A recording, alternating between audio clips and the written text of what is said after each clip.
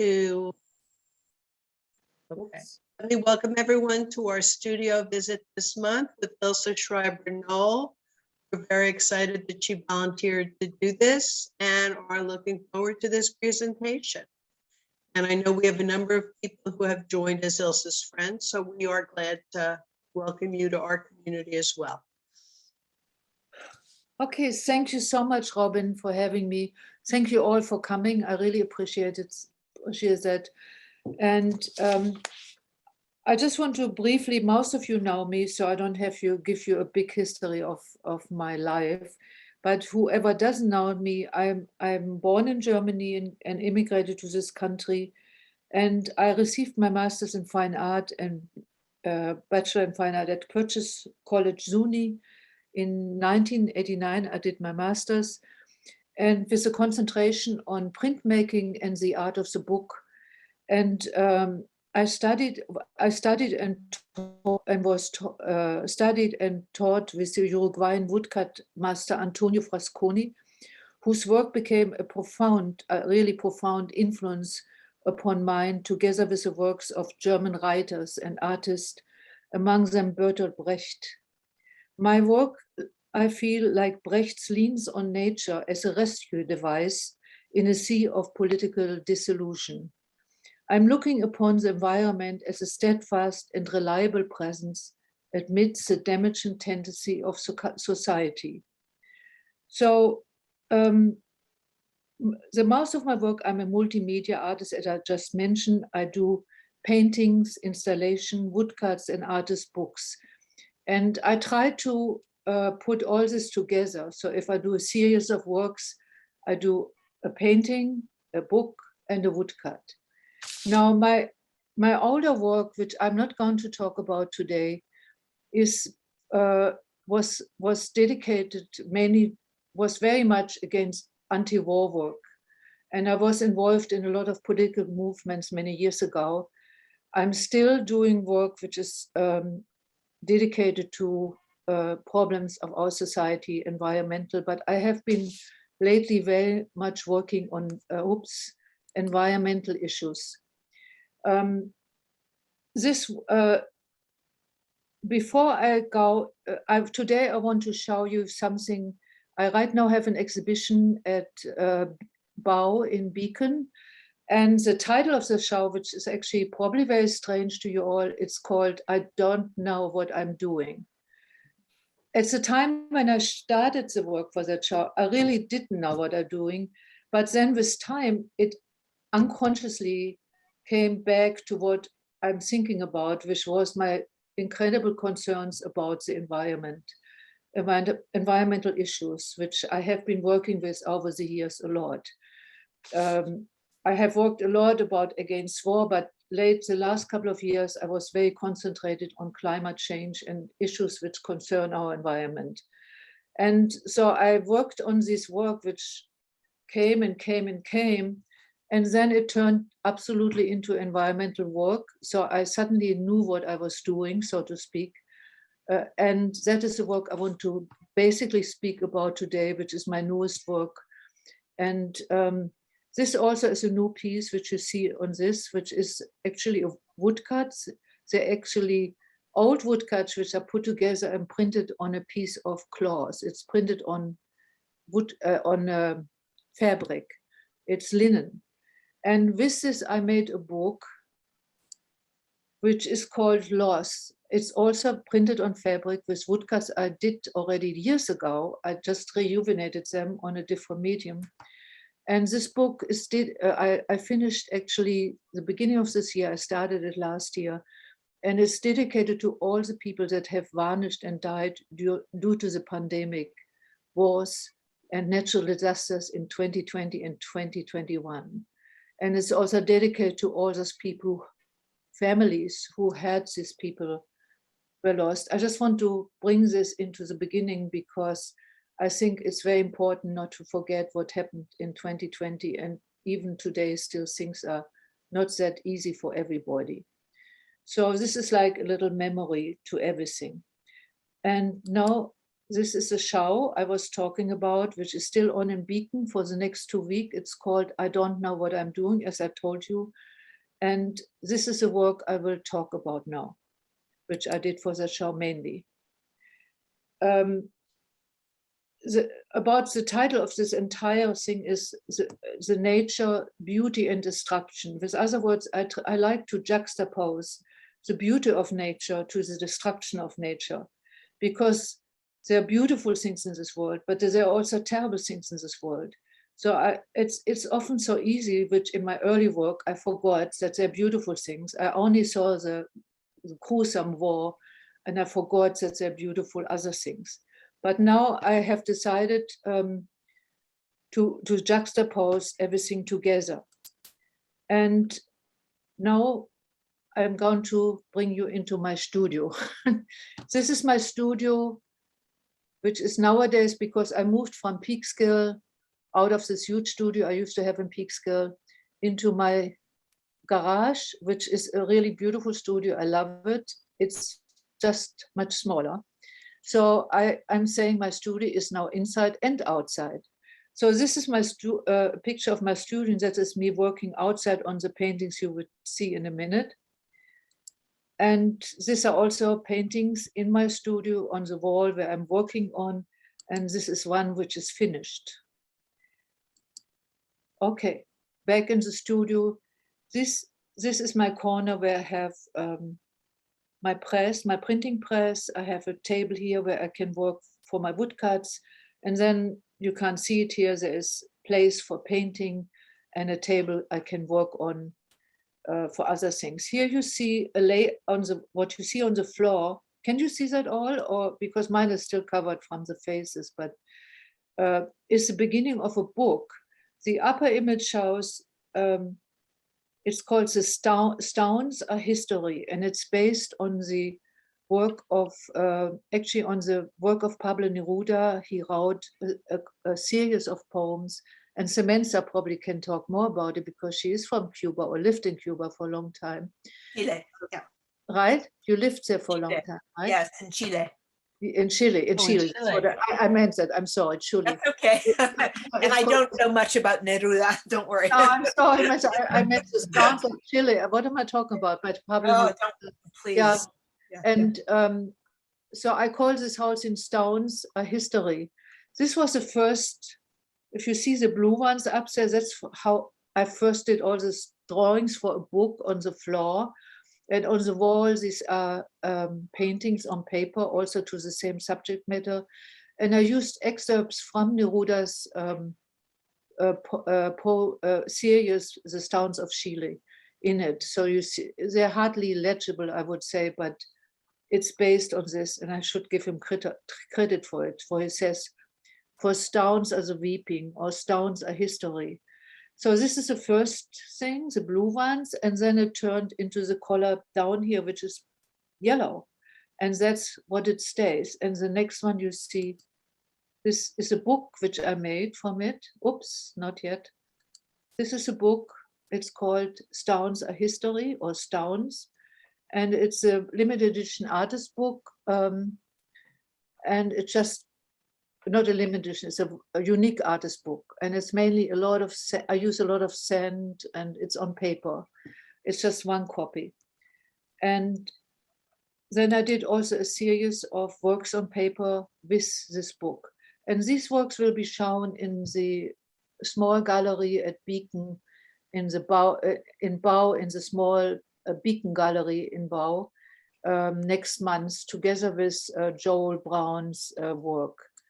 There's one image. We made one image. This is my work about the Stones of Chile. I have excerpts here from them, and this is Joel's work. And I thought it really goes well together. Mm-hmm. Because his work is very architectural. I think it's great. So we will be showing this next month. So if you're ever up there, please come by. Here is my table for woodcuts in my studio. And I'm just cutting a woodcut, which I'm not totally happy with, to be honest. I didn't like it, but I printed it anyhow, and I show it to you anyhow. It's a woodcut with the text by Text of the Raven by Edgar Allan Poe. And this is the woodcut. It became too realistic, but it's okay. So this is a text, it's from the first stanza, and I did also a series of it with color, but I don't have it here.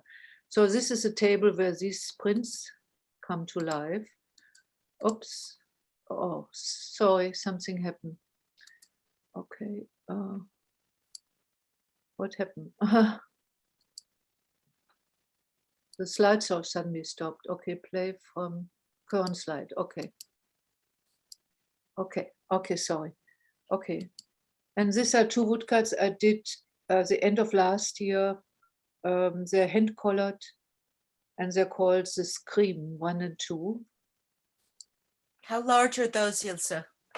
Pardon, the woodcuts? Yes. How large? They're not large. They're approximately, I would say, 24 by 42 or something like that. Inches on arches paper. But they're only, I hand colored them, so they're very unique. It's woodcut with ink, with gouache, and then pen and ink in it. And this is what I started working on for my exhibition right now. This is in the studio, and later on I'll show you finished pieces of it. This is, I had an old window blind, window shade, I think that's a better word. One of our shades on the windows broke. And Klaus said to me, oh, can you take that to the garbage? So I went out and I looked at it. Oh my God, I said, this is incredible. So I started painting on that shade. I bought another one. And so I did these two images, which you will see a little bit nicer here. With a little installation in the front. These are little bowls, which are the first, this image is called Sun Over Sunflower Fields, and this one is called the Sun Over Arid Land. Arid land, I mean, it shows that our land, because we damage our soil so badly, that the soil becomes over-salinated, and then it becomes like a desert with time. I don't know, I can explain that more if you're interested. In other words, our soil has a natural content of salt. Normally, every soil has a natural content of salt. But so when the water runs through, everything runs through and it can drain. But because of all the stuff we throw into our earth, and the soil becomes over-salinated, which means that the water can't drain to it anymore. And then it becomes you can't use it anymore. It has now all the little microbes, everything gets killed in there. And the soil becomes, we start ending up with a land which is deserted. It's a desert. We become deserts. Everything is arid land, not usable. And this show is a lot about this, and the juxtaposition of our land, which is damaged, and the land which is still beautiful. So this little bowl, this sunflower painting, and I'll show you now the same thing. Oops. This is in the gallery now. This is the picture how it is now in Beacon. The sun over the fields, and then I have this 3 blocks here, which are actually boxes I built, or a friend of mine, not me, my neighbor built for me out of my old wood blocks. And I just love them. So all the little bowls are there, and it's called, it's a celebration of the earth, because all the poems on the little bowls have a poem by a poet which writes it in celebration to the earth. Like there are a lot of poets, not just Whitman, a lot of different poets, Thoreau, Whitman, and others. And this is the other picture which is facing it, which is called arid sun over arid land, which is the land which is because we have destroyed it, as I just explained, which becomes more and more sand versus fruitful land. This again, this is the next step. I'll show you my studio first, and then I'll show you the because you want a studio visit. So this is my studio visit first. This image you saw, but in front of it, you see the 3 images. My studio is small, so I have to hang it from, it's like not a high ceiling. So it has like those old beams, which actually is quite beautiful. I love it. And so these are trees, and it's also on window blinds, very narrow ones. And I painted trees on it. And then I used this for a window installation at Bau. So this outside window has all these trees, and the installation is called My Trees, Save the Trees, Save the Forest. The image in the back is a painting about trees it's on fabric, but this painting I did already in 2017 and showed it at the library in Croton-on-Hudson. It was a beautiful show, and it's a beautiful gallery. And in front, these are my trees are hanging down there. And when I bring this home, I have decided to cut them apart and make a book out of them, a tree book.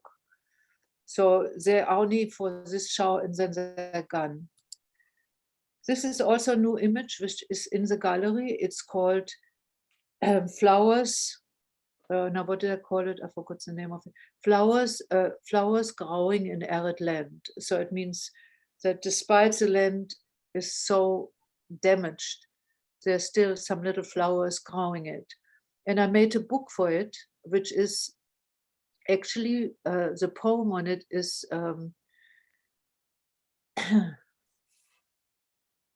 it's by a very old poet, and I forgot his name now. And so I put a poem in it, and you see 2 pictures of these, and the poem is on environmental issues. And it's also a painted book. And this is the beautiful river, the Hudson River. This is a woodcut on painted background. And I made a book. It's also our beautiful Hudson River. And then this is the river if we mess it up. It's called Solid Water. This is a new painting too, which is in the show. And there I make a book. So I tend to make nowadays, I make a painting and a book with it. So this is a book, also a unique book, also called Solid Water, and I exhibited with these paintings. Okay. This is also called Salty Earth. This is also a book on the same subject matter. It's called Salzige Erde or Salty Earth. But this is from a show I did in Iowa. Wait a minute, in Iowa, and that was already a little longer ago, but was on the same subject matter. This is called. This is a poem by Walt Whitman, and it's again something positive about nature. The poem is called "Give Me the Splendid Silent Sun." It's a beautiful poem, and I made a book with this, which is called Silent Sun, and another book which is called Meadows. It's a very large limited edition books. It's a very large book, one of a kind book. It's a unique book, and it's very large, and it's done on fabric. And these prints here is not woodcuts. They're like I printed grass. I made a Xerox transfer and then printed grass on the paper. And this is also Xerox transfer it's on linen. This is a show Mary knows because Mary had invited me. I'm showing you this because it's this show. I'm going backwards. I showed you first everything new, and this is going backward till 2017, but it's on the same subject matter. It's called, I had this show in the Croton Library, which is a beautiful, beautiful space, I think. And I made it specially for the Croton Library. These are all paintings on, and the show, at that time, the show was in 2017, and the show was called Let America Be America Again. And the text, all the paintings have painted trees, and here I overlaid the text which I cut out of the wood block and printed it on gauze. And then it was overlaid over the painted trees. And it's from Langston Hughes' poem, Let America Be America Again, because it was also at the time before the elections. Oops, and to this year's, there is a woodcuts. This is a portrait of Langston Hughes. And the text, I cut it of wood. And there's one of the picture which goes back into the next series of works I like to show you. It's called Bridges. This is bridges. Let us build bridges instead of building fences. And that is going, this is a limited edition book on the same subject matter on Langston Hughes' work. And now, and on the trees. Are there any questions? Because I'm talking too fast, I think, right? This is a book called Trees Are Sanctuaries, because trees have given me always a lot of, trees to me are like when I walk in the woods, it's something very powerful and gives me a lot of calm and makes me feel great. It makes me feel good if I'm depressed and I look at a tree and I look up at them and they look so big and so quiet and so silent. So I feel they give me something. So that's why I feel very committed that we should protect our trees in any ways by using probably moss. This is also an installation on trees, which I did at the Unison Art Center. These are tree trunks. And this is the second show. That was the year before COVID, and one was before the year before that. This is the second show where the trees already have lost all the engravings.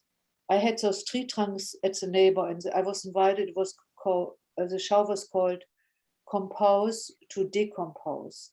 So the first show I brought was exactly the same setup, but I carved poems from all kinds of people in here, which also in adoration of the trees.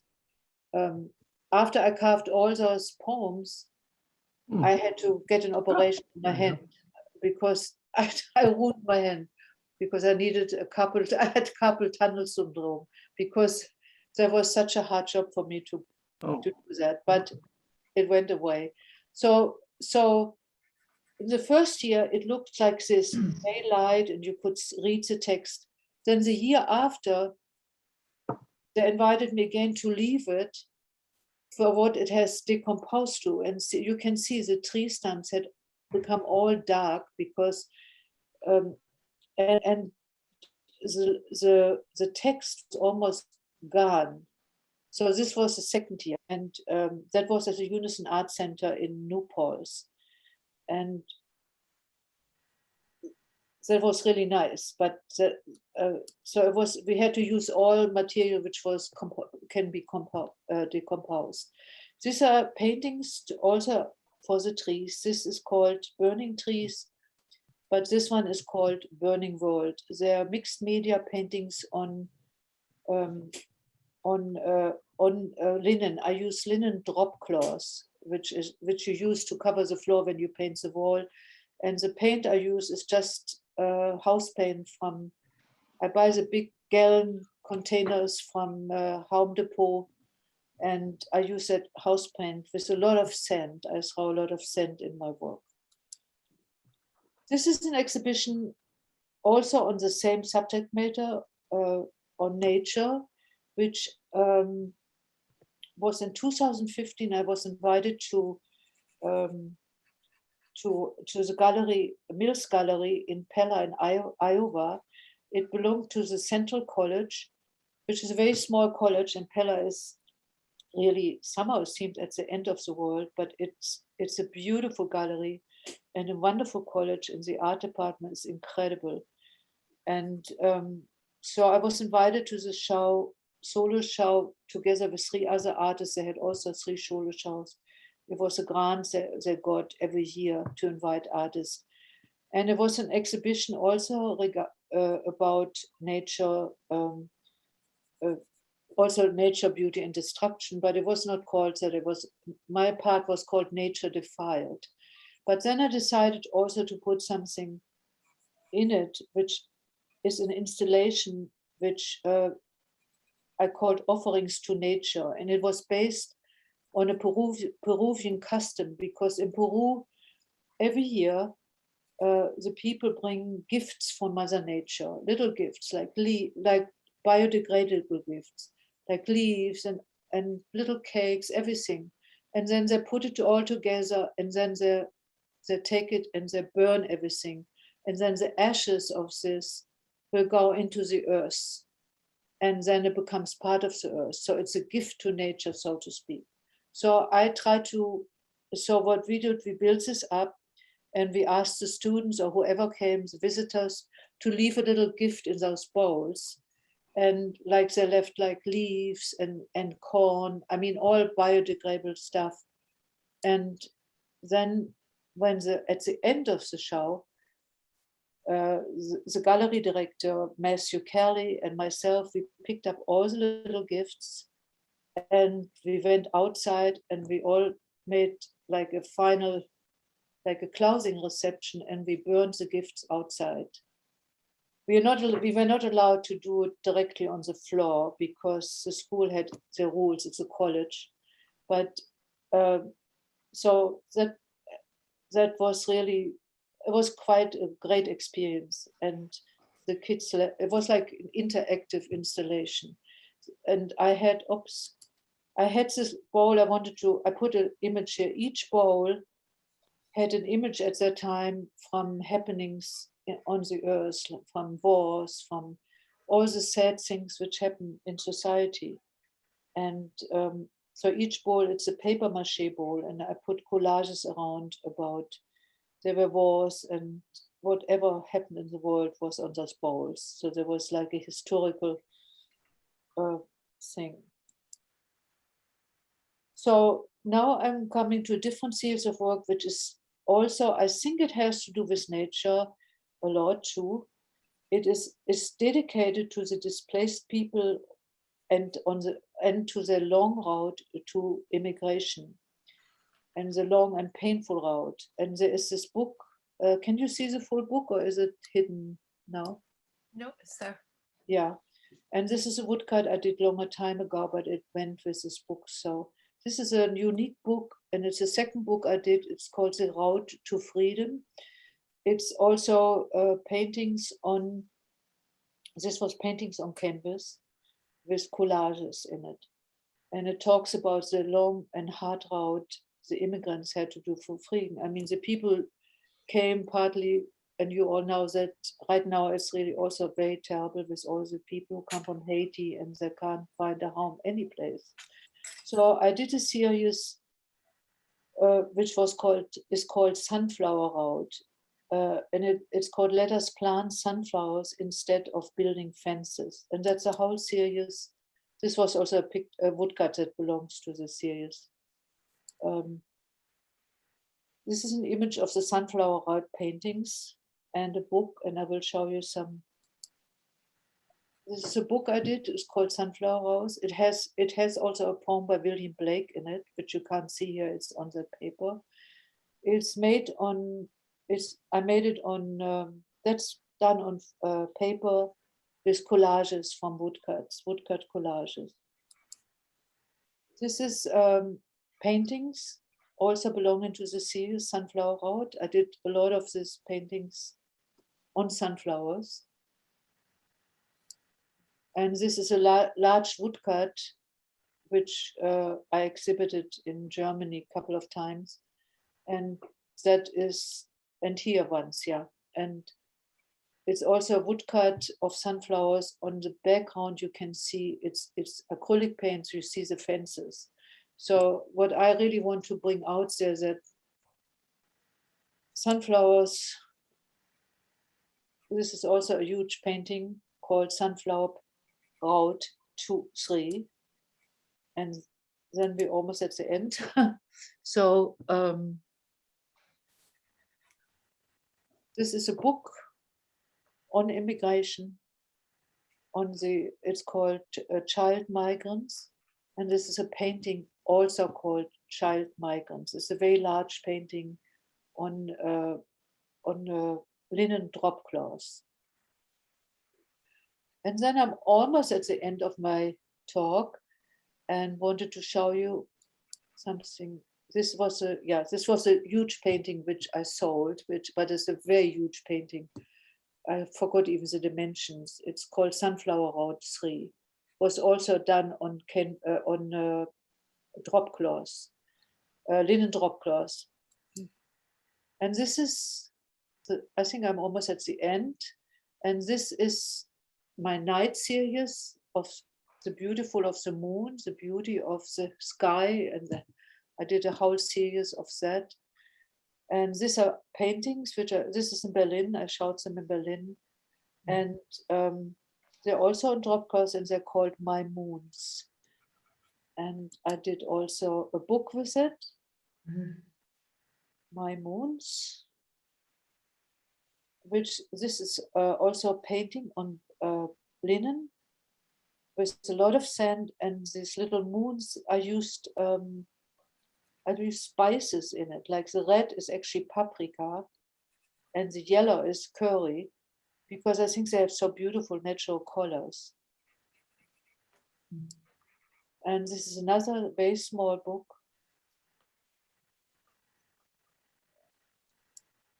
And then this is my last painting. I thought, since we can't make any money as artists, I thought I'm going to make bags out of my painting. So if I can't make any money, I'm going to sell bags from now on. This is a bag I made at Sazzle. And that is my last painting, my last thing. If you have any questions, it's great. But now I have to get out of here. Stop sharing the screen, right? Okay. Thank you all. So. Thank you. And there was Very one. interesting, very informative, and Thank well you. done. Thank you. I have a question, Ilse, Yeah. or a comment. I Just should make say. this a little bigger. I can't see you. Okay. Okay. So I love your work. Thank I'm so interested in the poetry. I mean, I feel like your work itself is poetry, the way you blend these unusual materials of paint, sand, other elements of the earth, and even using the processes like you were talking about, burning and spices. But I was curious about how you use the poems of other people. Like, do you read the poem and then get an idea for an image, or do you make the image and then find a poem that you think goes with it? How does that No, go? see, I don't. You probably know. I mean, years ago when I went to a Purchase College, I did this art of the book class, and I did at that time only limited edition books. I don't know if you're familiar with like the works. Like there were books which were open, like Matisse and Picasso. They used to do books which were not bound. They were just in beautiful boxes. They were limited edition. And then the person who bought them could decide what kind of binding they could put on it. And I did these books with poets together, but I didn't want any binding on it. I didn't sell it so people put binding. It was just a style to keep. But I worked at that time with a lot of contemporary, they're almost all dead now, poets. I worked with Octavio Paz and Garvey Kinell and poets you know probably, and Joseph Brodsky, the Russian poet. And then there was a South African poet, Dennis Brutus, incredible poet, and a couple of others, which Robert Kelly, and a couple of other poets you may be or may not be familiar with. And the way we did it, some of them, I used one of the poems, and the way we did it, because I couldn't pay them for them, they made sure I could use the poem, they talked to their publisher, and in exchange, I would give them a book or 2 books of those limited edition books. I did very small editions, which were about, I would say, at the highest amount, I would make an edition of 10 copies. And they were all hand printed, the poem with letterpress. I was an expert in letterpress printing at some time in my life. And so I printed them all on the letterpress at Purchase College because we had all the facilities there. And I did the binding, which I still do a lot of hand. I bind all my books myself because I think it's such a great pleasure. But I think because of that, this early years when I did books, I always read poetry because I love poetry. I have to admit, I don't read too many books, but I read poems. And each poem I sometimes feel is almost like a whole book, you know, if you read it a couple of times over. And it starts to integrate in the work I do. And then I often, like, for example, with this last book I did, I was working on that poem by Pablo Neruda. I really love that so much. I mean, so much. The Sounds of Chile, the whole series, there are several poems, not just one. I think it's so, for me, so beautiful and moving. And so I wanted to use some of the text, but I'm bound there because of copyrights. So I can't really use the text unless I get the copyrights. But since I'm not doing the limited edition anymore, I decided just to scribble it into the paintings. It's not really legible, and that I'm allowed to do because you can use text if it's not legible 100%. The other text, like this book, I think if you remember, I showed you a book which was about the trees sanctuary, which I unfortunately don't have anymore. That someone bought it in Germany, but in that I used text by Hermann Hesse, which is a German, I don't know if you're familiar with his work, a German writer. But for that text, because I sold it to a library in Germany, I had to get the permission of the publisher. And that, otherwise I couldn't use the poetry. So at this point, I don't know if I answer your question, Mary, I'm talking so much. But I don't know, sometimes I would say, to answer your question, the poetry comes first. And I decide this is what I love. I want to do a book with it. Yeah. And if I really want to use a lot of text, I will try to get, if it's not in the public domain, I will try to get the permission to do it. I did that with I did a tremendous amount of work on the work of Bertolt Brecht. I mean, tremendous amount of work on woodcuts and books and everything. But for that, I always wrote at the time when I did that, Barbara Brecht, his wife, used to still be alive. Not his wife, his daughter, I'm sorry, not his wife, his daughter. And I always wrote her and she gave me permission. I never had to pay. She was very, very nice. Sometimes she said, you have to give me one book. So I had to do more than one. But I used to ask for permission for these things. And then I did some books, some things with Brecht, and I used sometimes you can just use a few sentences, which I think is okay. So it depends. On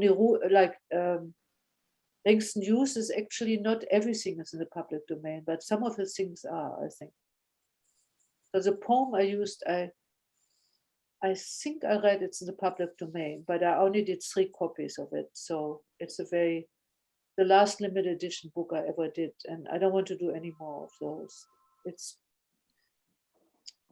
It's very hard. I sold some, but a lot of these books I will be showing. I was invited by Vassar College for next spring. I will be showing there. They have a beautiful, in that big library. Do you know that, Larry? They have beautiful cases and they're so respectful. I just love that place, you know. So they invited me to show my books there. That's great. Yeah, that's good. Yeah, they're also my archives because I have some. So a lot of these books you saw today will be shown there. Ilse, your work has evolved. It's really beautiful. I love seeing what you've done. You know, the atmospheric pieces, the ritual atmospheres that you're creating with those pieces. It's really incredible. Thank you. Yeah. You know my work long time ago. I know you work a long time, and these pieces are really the scale of the pieces, the use of the print and poetry, the integration of the the settings that you're laying out in front of your pieces is really beautiful and different from what I knew in the past. I hadn't seen these pieces in a very long time. Yeah, you know, Larry, in the past when I went to purchase college, because I went later to art, my master's I did when I had my kids already. Right. And Antonio was there, you know Antonio. Sure. He was a very, very strong influence on me because he was a powerful person. You know him. And his work was, there's nothing in this world which is important but politics. I mean, you can't, but he did very beautiful things too. He did. But he always wanted us to do political work. And I was, which I liked and I wanted to, but it was always very confrontational, you know? Right. My early woodcuts are very, I don't even show them anymore, but they're so confrontational. Oh, I know them. now more war, and now more this, and now more that. Yes. But they're beautiful actually for the time, you know? They are. But actually they're good. Most people like them better than what I'm doing now, but it's No. okay. No. So I loved your earlier pieces. You know, at that time. You were an expressionist. These things were coming out, but the atmospheres of these pieces, the power of the scale and the relationship between the word and image, it's really incredible. You are a terrific artist, and Thank I just you. thank you. That's so nice to hear from another terrific artist, because you are one too. Thank you, Larry. That's a very big compliment coming from you. Now, the thing what has changed, because I used to be very confrontational with and then I came to this conclusion, if you want to give a message, and it's a screaming thing, you know, it's Right. you just have to look at the newspaper. You get all the terrible images of war. And I stopped trying not to do that anymore. I thought it's much more important to be symbolic, a little more. I love the loss and hope mixed together. The loss and hope. Yeah, you have to, because otherwise the world becomes so dark, you know. Yes, so dark, absolutely. Yeah, my own world, you know, it's hard to live with this idea of only darkness, you know. You have to do it, you know. That's right. Yeah, so I have a question of what in particular brings you to the aesthetically to the book form as well as your painting. Oh yeah, I can answer that. The reason why I do books and paintings together is I think a painting is this beautiful, huge, flat piece, but a book is kind of, in German, how do you say that in English? A book is like a book you can put there. It like works together because you can turn the pages, and I feel what you can't do in an image, I do in the book, because you turn the page, you see more than one thing. You know, I can describe the same thing in a book much more than in one painting, I think. That's what I feel. I don't know if this expressed well, but the books gives you the different possibilities, because when you turn a page, there is another image of the same thing, but a different image, you know. Of course, you can do a whole series of painting, which gives you the same thing. But I like the idea of having this three-dimensional thing in front of it. Visual, I like it too, you know, I like it. And I don't know, the book gives me so much because I love bookbinding. I have to say, I love bookbinding. It's my greatest pleasure. And I love cutting text out of wood, which is a terrible thing to do, but it's great. It's psychological well. I don't need a psychiatrist because I do that. Yeah, it's true. You know, it's like so, it's so, you can think of everything. So I feel I had a better answer for the book, but I can't think of it. I think I even write it down, because I was asked the same question from someone from Purchase College once for a magazine, and I had a really good answer, but I forgot it. Ilse, Oh, I know. I have it written down. Wait a minute. I said my books become diaries or visual documents made to complement the content of my other works. They bring out the lyrical, tactile, and poetic reality that is hidden within my paintings or prints. That's the right answer. And that's what I wanted to say, but I couldn't phrase it. With other words, everything what is hidden in this painting, I can express more in my book when you turn the pages. So I don't know if did that answer anything of you asked me? Yeah, well, I think also my question comes from being having been a special ed teacher with early childhood children and and especially kids on the spectrum. And one of the things about books that the challenge was to have kids be engaged with the book, and one of them has to do with the behavior of turning pages that keeps their bodies involved in the story. Oh, right, yeah. So So you're still teaching kids? no, no, not now. Now I'm doing art, but I just find we used to do at the time adapted books, which were really, we take original books, but we might have like Velcro pieces that were of characters that the children have to match on a page. And it was, again, a way of them physically having a way to engage. But I've always been a lover of handmade books and art books. But my books actually are very, if you consider conservative and old-fashioned, because book art has gone in a total new direction. I mean, book art today is like anything. I just said it was in an exhibition. I just came back yesterday in Rochester, in the Rochester Public Library. They had a book art exhibition. I had also some work in it. But my books are always, my books look like almost strangers in there, because I use mainly, with some exception, I mainly use the old codex binding, but I don't close the back, I leave it open. And then I use, once in a while, I do an accordion. But the books there, everything can become a book now.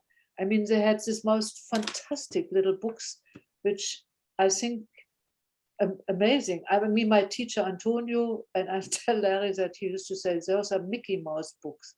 That was Antonio. He said Mickey Mouse books, which is not very respectful, because I think those books are beautiful in their own way, but I don't do those books. But I think book art has changed so much, has changed. It's now a new art form, everything is a book. Everything can be a book. Are you familiar with Women's Studio Workshop? Yes, I know that place. I have not ever worked there, but I know the people who used to run it. Yeah, because they have quite a library of. Oh yes, I bet. Yeah, I bet. Awesome. Yeah, in this show, there are 225 people from all countries. And the books were such a variety. It's like amazing. It's really amazing. Yeah, it's amazing. So book art is, I think a lot of those books are sculptures, little sculptures. They're not really books anymore.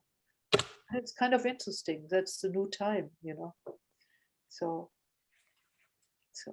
anyway. When you paint your pages on linen, what kind of paint do you use? You said do you use the house paint for the book? House paint, everything house paint. Everything house paint. House Now, paint. do the pages stick together, the paint? Do they? No, because I go to Home Depot and buy the drop cloth, which is linen drop cloth. I have this linen drop cloth, which is raw. It has now, what do you call it now? It's not, has nothing on one side. It's just raw linen. And I go directly on that. I don't do any priming or anything.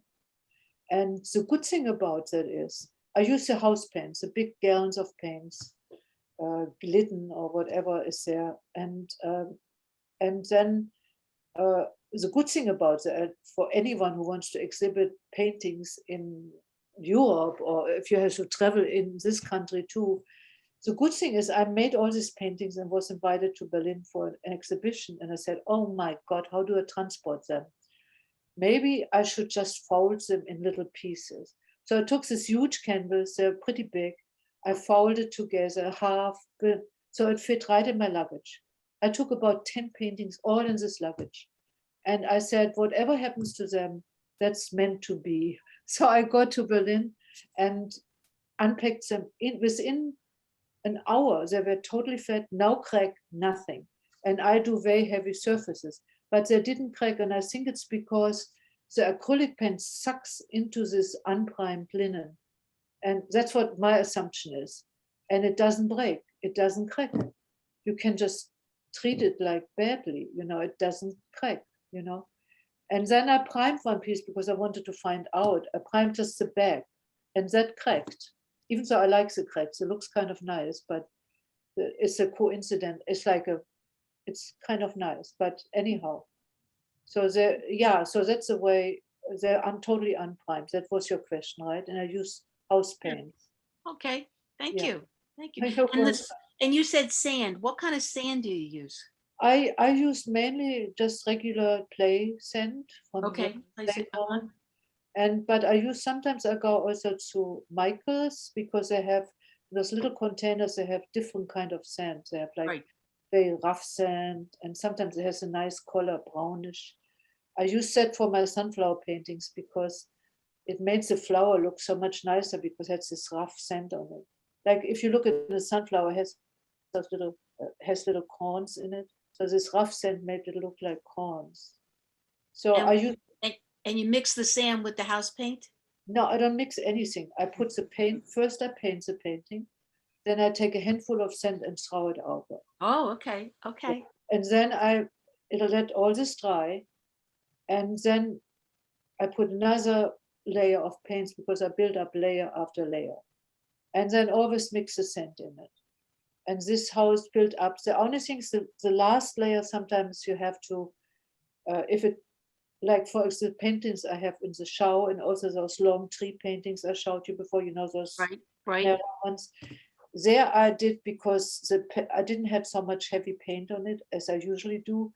So I did at the end because the sand came falling off because some is in, but some didn't. So I used a very, very thin layer of Elmer's glue. I watered it down and just brushed it over. So Okay. don't ask me if these paintings are acid free. They're not.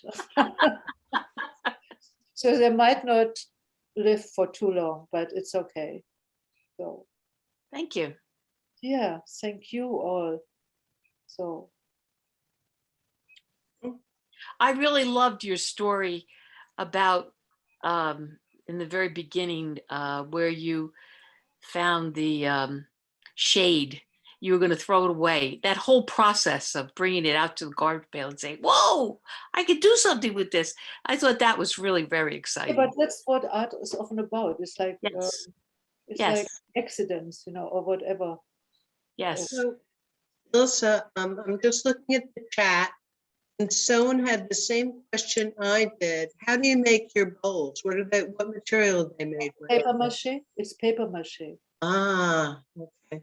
It's paper mache. I just do paper mache. You use any bowl shape you want, and then you build up the paper around it. And you can use just sometimes you can just use Elmer's glue, or you can mix it with methyl cellulose or something. It doesn't, or you can just use methyl cellulose or glue. I don't. In bookbinding, sometimes years ago they used to make glue out of flour. They would cook it and then mix it with a stronger glue. But the problem with the flour glue is it can get bad easily. Yeah. So today they substituted methyl cellulose. It's a powder you can get in Talas or even online. And the methyl cellulose is like a wallpaper glue, I would say, right? Isn't it? It's like a very see-through glue, and I use that or Elmer's glue. Yeah. I Yes, know paper. someone who could hook you up with some other kinds of bowls if you ever want. What you would? We Oh, could yes. collaborate. I could donate some clay bowls. Oh, some clay bowls. Yeah. Oh, yeah. The clay would be nicer, but I don't know how to do. I bought a piece of clay, by the way, Robin. I wanted to do tiny little people, but I never did them. I don't know why. I don't even know. Maybe one day I do it, or I give you the clay because I haven't used it. Yeah. So anyway. Do we have Well, other questions or comments? I just wanted to say, Ilse, that when you were talking, I think Felice was asking about the difference, the relationship of doing books as opposed to paintings. And I found your books so intimate and engaging in a way that, I mean, I do paintings, but I love the idea that it's a story. It's almost like dealing with a human being.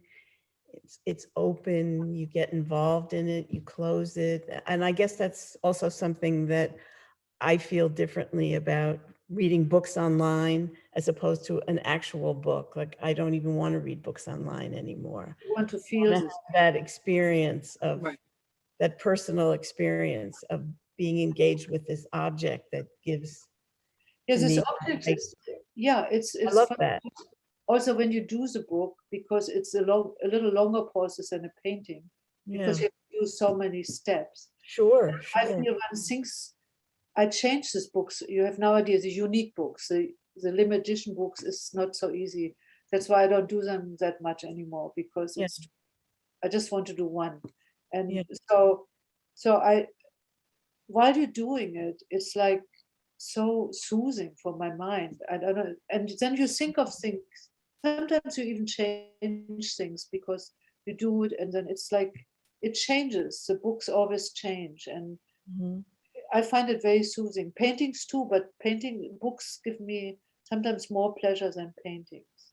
Yeah, I could see how something could go into a book and Yeah, it's maybe 3/4 of the way through the book, and then you can close it or you can open it to another yeah, place. Then that piece is hidden. yeah. It's a nice kind of engagement. Kind of It engaging. Yeah, intrigues me, actually. yeah. I like the But you idea. know, books, they have the only disadvantage with books is first, it's sometimes not so easy to show them because Mhm. not most places there it's not so easy to exhibit them. Let's say it's this way. Yeah, yeah. It's true if you see them in a museum, like in a case, they're Yeah, open to and a nobody specific sees the page. inside. Yeah. So what Yeah. I do with my unique books, I usually exhibit them open so people can turn the pages. Yeah, yeah. Um, It's a now, good reason to do additions because if one gets handled too but if much. if people are careful and loving, I think Yeah. most people are very respectful. Yeah, But sure. especially books which have any kind of political content or any social conscious content or any, if you can't turn the pages, I find the books totally senseless, I have to say. Yeah, yeah. Not the books I'm doing.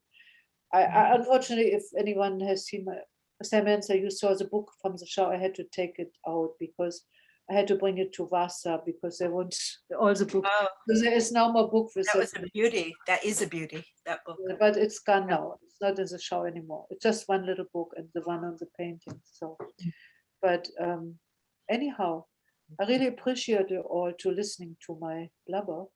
So that's so nice. It was beautifully done. Yeah, Thank you it's so been much. wonderful. Thank you so much, Ilse. Thank you so much Yes, for thank you. Thank you. So who Thank you. goes next? Who goes next time? Carol Bash will be presenting, I'm forgetting the date. It is, I think, in December because the November date was a conflict for her and we have Thanksgiving. And then we are wide open if anyone's available for anytime after December going forward. Mary, didn't you want to? You should present your work. It's so beautiful. Didn't you want to? Wouldn't you do it? Yeah, I'd like to do it. Would you? Yeah. When are you available? I could do it after December, So January? January, yeah. Put you down. You and I Yeah. will talk about what date works for you. Okay, good. Great. Thanks. That's Mary, great. your work is so beautiful too. Oh, thank you, Ilse. So Okay. All right, So well, thank you so thanks much. to everyone again. This has been really wonderful. thank you all. Thank you for coming. Thank you for having us. Okay. Let me just see if anyone else had a question. Okay. Great to see everyone. We will see you next month. If not sooner, somehow in person. Actually, and you still have time if anyone is interested and has not yet. We're doing a PAA show at WCC. And you have until Sunday, I think, to submit. for Yeah, that Sunday. show. And we'd love to see more work there. If you haven't submitted work Theme of to the it. show. Excuse me? What is the theme of the show? There is no theme. It's just submit work that you want to You show, feel strongly about. right? Is there a size limit? Lawrence, yes. Lawrence, unmute yourself, Lawrence, and you can tell everyone. Yep, the size limit is 40 inches on either height or width, and that includes frame. But remember, the bigger piece you have, the less artists we can put in there. So choose wisely. Oh, That's discouraging. No, it's not. No. If you got a great piece, we'll find room for it, right, Larry? Okay. That's right. That's our job. is there- Yeah, our And this job is to. time, for the first time, we've opened it up for video artists to submit work. So on the night of the opening reception, there will be video art on display in one of the classrooms, I believe. And so it should be a really fun exhibit, but it would be great to have more artists represented. Yeah, no, just a point of reference, the 2D and 3D work, the deadline is Halloween at midnight. Halloween at midnight. And the Sunday. video work is later in the week.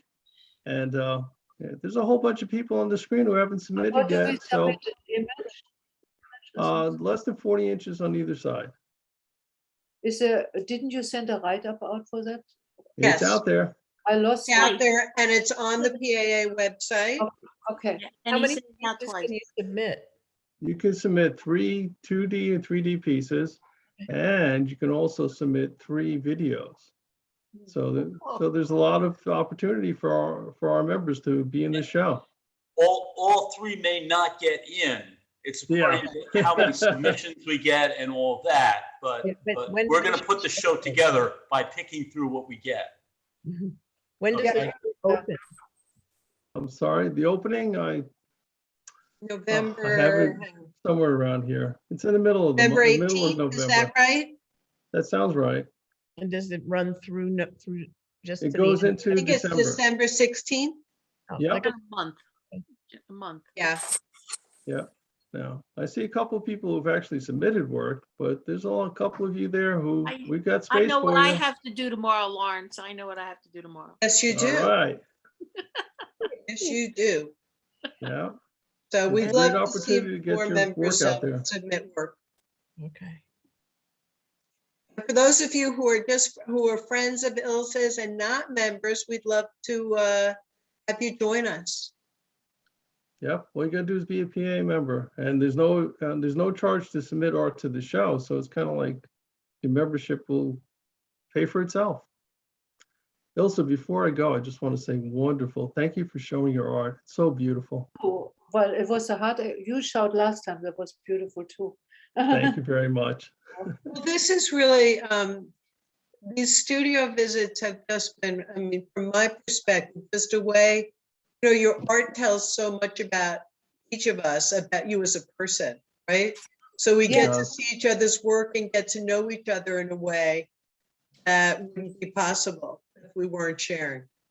It's nice. I think it's really nice. Yeah. And it feels comfortable to talk to all of you because one doesn't feel in a critical environment.